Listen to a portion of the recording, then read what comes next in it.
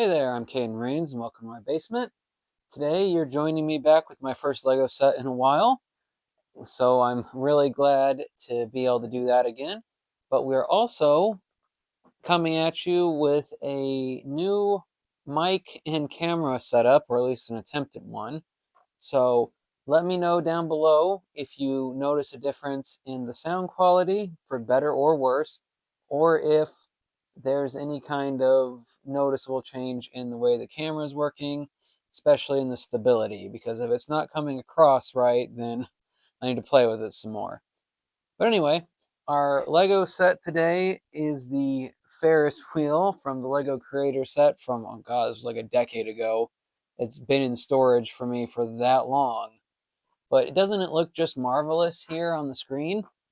Oh, it doesn't because you can only see a bit of it? Well, let's just see if we can get a better view there. That's slightly better, and it's kind of a big set when you get down to it. Pretty impressive looking set to me. Now, it is early in what I call their fairgrounds, and they probably do as well, series of sets. So it's not as complex as the roller coaster, which came later, but it is still a nice build. I think it looks really good, and it's got a lot going for it. But let's take all that in time and first start by looking at the minifigures it comes with, and then take a look at all the, you know, ins and outs of this set. All right? All right. So here is our cast of colorful characters that we've got for this set. 10 minifigs in total, 4 children and 6 adults. They are, like with most of these big D2C sets, they're pretty good on the whole. Now, I will go ahead and get out of the way.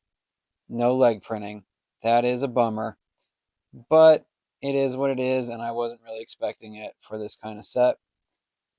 Interestingly, there's only one employee, that being the ice cream scoop lady. And yeah, I guess you don't need an employee to work to work a Ferris wheel, despite there being a spot for it. We'll get to it in a minute, but there is an ice cream vendor booth there. I thought that this guy would be the Ferris wheel operator, but this isn't really a uniform that they've used in other park sets. So I'm going with no. He's just like sat on the bench in the instructions. And I highly doubt any of the kids are operating anything either. So I guess there's just no Ferris wheel operator, which is interesting because in the roller coaster we got 3 park employees of the what? No, 4. 4 out of 9, I believe, 9 or 10. So that's almost half, where here we get 1 out of 10, and she's not even the one you'd expect. So that's just, a thing. Everybody else kind of has, oh wow, this new setup's, I'm gonna play with it a little more. um, so the children are children. I don't know many children that would wear this get up, but on the far end here. But I don't believe any of these are unique or were unique at the time to this set, except for maybe the ice cream lady. Everybody else, I know I've seen those pieces at like Pick a Brick and in other sets. Like this guy's Hawaiian shirt, I know I've seen before. The kids' shirts, I know I've seen before. The 2, I don't know, wealthy people, I know I've seen their outfits before. Hers. I'm pretty sure this guy with the orange as well. So you're not really getting any unique pieces, but I will say, despite that, none of them are bad. Like, I wish some of them, like, again, with the adults, I really wish they had leg printing. But I'm going to say that every time because it's basically the closest thing I've got to a meme going on. And it's every creator's dream to get memed. You can quote that too. Maybe that'll be my meme. Or maybe nothing ever will come of it. And you know what? That's cool too. But besides the bit of realism that there's no operator for this Ferris wheel. I don't have any complaints about this because there's really no promise of certain types of minifigs in this kind of set. You expect certain types, and we just work with what we got. But those are the minifigs. Again, for kids or kids, they're what you expect. And then the adults, they're mostly just more tourists with the one ice cream lady. So it's cool. It's fine. And while I would have liked an operator for the Ferris wheel booth that we'll see in a minute, that's really my only complaint with them. So now that we've taken a look at them, let's take a look at the intricacies of the Ferris wheel itself. All right, so taking a look at the Ferris wheel at a slightly different angle from before, you can see that it's a big tall boy, which it's about, I don't know, 1.5 times as tall as most of these buildings that we've been dealing with in the background in previous videos. So, it's tall, but as you can probably tell, and if you've ever seen a Ferris wheel in real life, it's not like it's solid.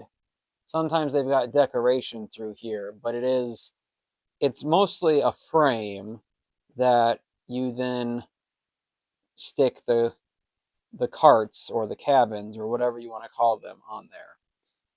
Interestingly enough, we've got what might be the first time I've ever seen a section of Lego, in this case the ramp here at the bottom, where it has a turn function that's only meant to go one way and locks in. So you can't, it's kind of hard to see now that it's all together, but under here, as you're building it, there is a mechanic that holds the curve together, or the ramp, I guess. And like once you've got it set up, you can spin the thing the other way. And I'm not talking about this you see in the background. We'll get to that in a minute. But you can spin it the other way, but it won't do anything. And I just find that interesting because you don't really see that in Lego. Like mechanics that spin one way, you can spin the other way. And it may not do what the set is meant to do, but it'll still do something. And this is just designed in a way that once these ramps are in place, not this front one, but the one that actually the Ferris wheel goes around or goes over, once those are in place, you have to disassemble it to get it to undo what you just did, which I know might not seem like groundbreaking or anything, but I just think that's interesting because I can't think of another set that's happened in. If you know one, let me know down below, but I just find that interesting. It's like a neat fact. So I will go ahead and get this out of the way though. This set, if you are not big on repetition, it it has some repetitive elements. The first you're going to experience as you're putting this together are the legs here, because you basically build the same thing 4 times, because each 2 legs, or in this case it's actually this is one leg that's put together at the top here. You do that 4 times, and you can kind of see where it connects there. You do it twice for each side, and that's the exact same build. And there's nothing real interesting to it. It's just a rectangle, a one stud wide rectangle, and that's the first time you're going to feel it. And now that's not too bad, but then we get to the wheel itself, and the wheel is made up, and both sides are the same. Like there's no difference between them. They're not even really mirrored. The only way they're mirrored is the fact that you flip one to the other side when you put it together, put the two of them together. And so you're doing you do the center ring, and then you build out the skeleton from there, and then you just make these connector bits, which are all the same, and you do those however many times, and then you do that all again because both rings are the same side, same design.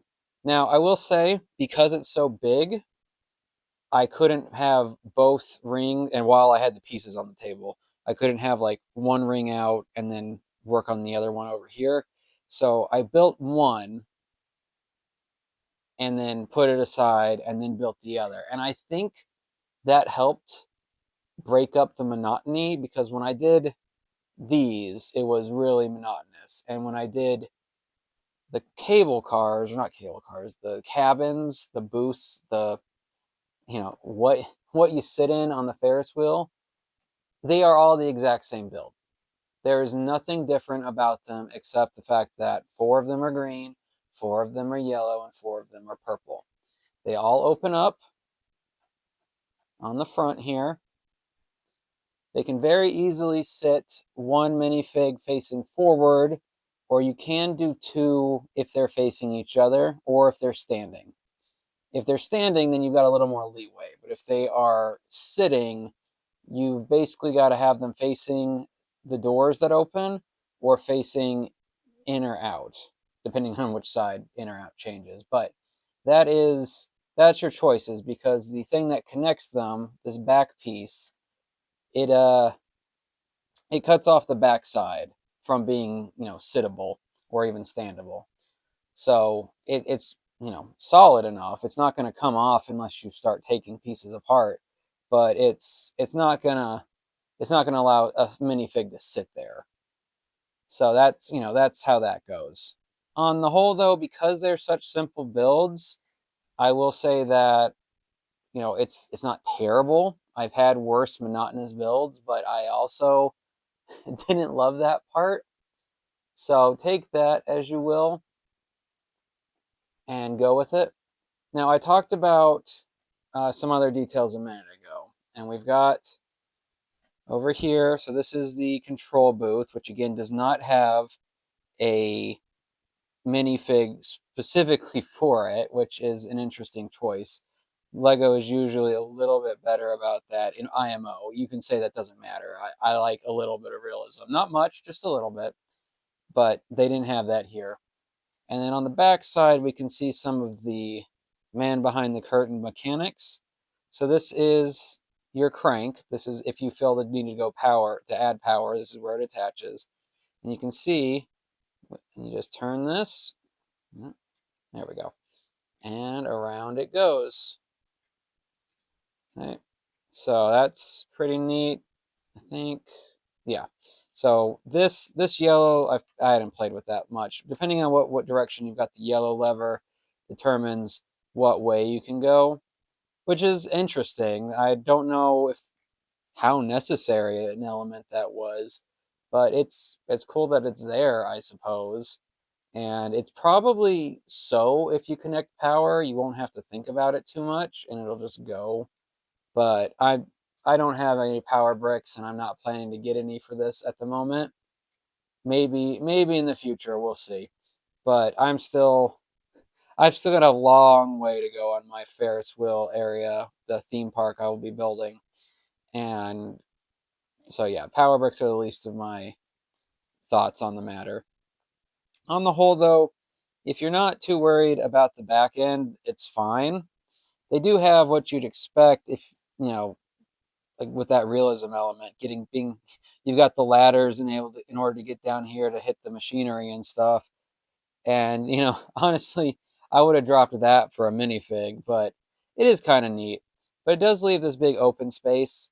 And this is kind of what we saw with the roller coaster too, where that both of them, their footprints have a big open space, because that's kind of how they are in the real world too, and I accept that. But it does mean that I will be trying to fill that in with something in the long term, possibly under it as well. But we're not there yet. So that's the look at the set as a whole. Do I think this is a good Ferris wheel? Yes. As far as Ferris wheel goes from Lego, this is a good setup. There have been smaller sets since this one, maybe before it too. I'd have to look that up, but I like this, and for its size, it was a pretty fair price when it was out, because this is is a skeleton. So it only has less than 2,500 pieces, 2,460 something. So, this was around $200 when it was out. And for the piece count, that's fine. I do wish there was maybe some more detail on the minifigs and stuff for that price. But again, this was almost a decade, maybe a full decade ago. And we weren't getting, I mean, there were minifigs that had that detail, but I know it's such a nitpick. I know. If you're tired of hearing that from me, I'm sorry, but we're back. I haven't talked about Lego in a while, and I got to mention it. So on the whole, I like this set. I think it's going to look good in my theme park as I finally get that going. And I like how tall it is. I like how it works so easily. Um, if I was going to change anything about it, I would put the mechanism that spins it. I might have worked it to be on the side here somewhere instead of on the back.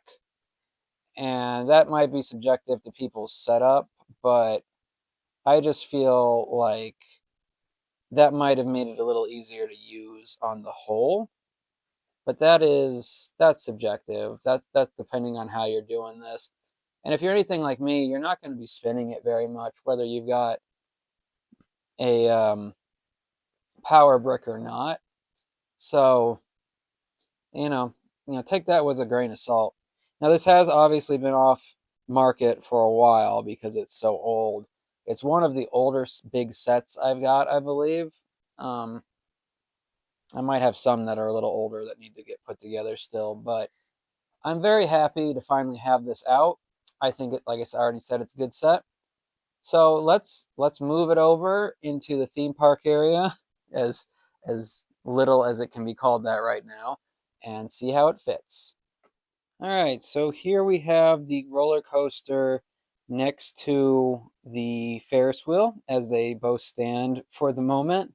They are both very large sets. Like here is comparatively, here's the Daily Bugle, which at at the top of the cart when it's at the top, it's about equal with that Daily Bugle sign. Now, obviously, they're very different builds, so take that with a grain of salt. A grain of salt, one grain of salt, not too many. So anyway, so there's that. This is the most catty corner I can get them where they both will still work. Like any closer, and that the carts will start colliding um, with the track of the coaster, which it is already way too close for OSHA safety. But OSHA doesn't exist in Lego. I'm gonna state that now. But here we are. They probably won't stay this way. The entrance to my theme park is going to be around here somewhere, so that works still. But I will eventually have a building in this section, and I don't want it to uh, to collide with the roller coaster or the theme or anything in the theme park like the Ferris wheel here. So that's something to figure out. But part of that's going to be solved, hopefully, when I extend this table out to fill in the empty space over here. But that's still a project in in the works. I know what I need to do for it. It's just a matter of, getting the right transport and whatnot because these tables are pretty big and they're pretty heavy and I got to get all that taken care of at once in order to work. So I will eventually expand this territory for the theme park so that we've got a little more space to work with. But for now, where this is how it's going to look, and yeah, I mean, I'm still happy with it. If this was all I got, because it'll extend into this sandy area, because it's going to have a pirate theme eventually. So if this is all I get, and I can get rid of some of the water if I need to, since I'm not really married to much of that. But if this is all I get, I can make it work. And I know I've got more space than a lot of people do for this kind of setup, but I do like it. I do think that they work together as amusement park rides, theme park rides, fair, whatever you want to call them. And it's really just how you put them next to each other, how they work for you. because my tables are a lot longer than they are wide, I don't really have the opportunity to put them facing each other, but I can do this caddy corner for the time being and possibly change that up in the future so they're next to each other or something. But we'll see. The next couple sets I'm going to look at are still going to be theme park, where themed, where it's filling up this empty space over here. And like I said, a lot of it's going to be pirate themed. So if you're familiar with some of the sets from a couple years ago that were pirate themed but not pirates, you might have an idea what's coming.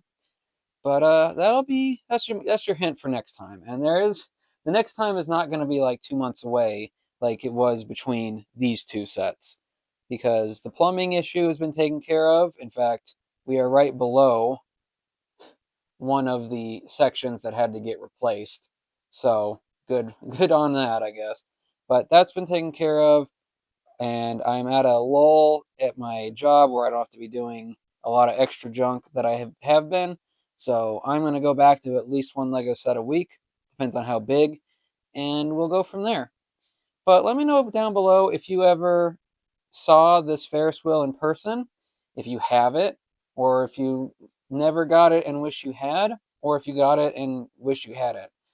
I'm happy with it. Like I said, I got some nitpicks, mostly my normal gripe about minifig legs and the fact that I don't think the uh, the mechanics, the mechanism to spin it is in the greatest place. I know that has to do with my setup, and I can accept that as an explanation, but if you had this on a shelf, you'd still have to reach behind it to spin it.